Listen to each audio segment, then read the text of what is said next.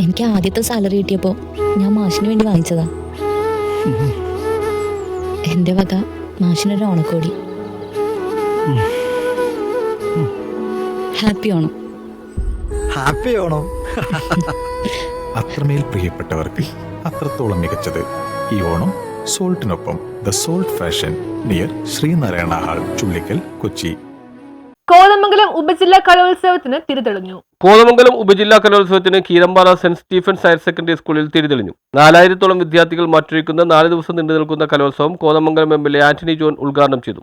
അതിന്റെ രണ്ട് മത്സരങ്ങൾ, വാട്ടർ പോളോയും സ്വിമ്മിംഗ് മത്സരങ്ങളും കോതമംഗലം മാർത്തനേശ്വര സ്കൂളിലാണ് നടന്നത്.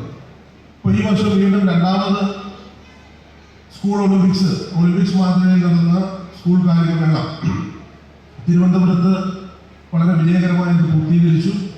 ഇപ്പോഴാണെങ്കിൽ ശാസ്ത്രമേള ഏതാനും ദിവസങ്ങൾക്ക് മുൻപാണ് കോതമംഗലത്തും കോട്ടപ്പടിയിലും ഒക്കെയായി ശാസ്ത്രമേളയും വൊക്കേഷണൽ എക്സ്പോയും ഒക്കെ വളരെ വിജയകരമായി നമ്മൾ പൂർത്തീകരിച്ചത്.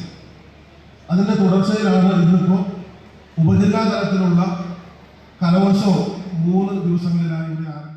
കോതമംഗലം AEO സജീവ് KB പതാക ഉയർത്തി. കീരമ്പാറ പഞ്ചായത്ത് പ്രസിഡന്റ് ഗോപി MP അധ്യക്ഷത വഹിച്ചു. General convener Jini K Kuriakose, സെന്റ് സ്റ്റീഫൻസ് ബസനിയ വലിയപള്ളി വികാരി father Eldhose Thombrayil, school manager MB Mathai Kunju, Manju Sabu, Jijo Antony, Lissy Joseph, Lissy Jose, PK Varghese, Biniyath PH, SM Maliyar, sister Rini Meriya, Vincent Joseph, Aji K Paul, Martin Simon, Gracia Vrachan, Mathai Joseph, Aneesh KR തുടങ്ങിയവർ സംസാരിച്ചു. ചടങ്ങിൽ കലോത്സവ ലോഗോ വിജയി ആൻമരിയ മാത്യുവിനെ ആദരിച്ചു. News bureau, Kothamangalam.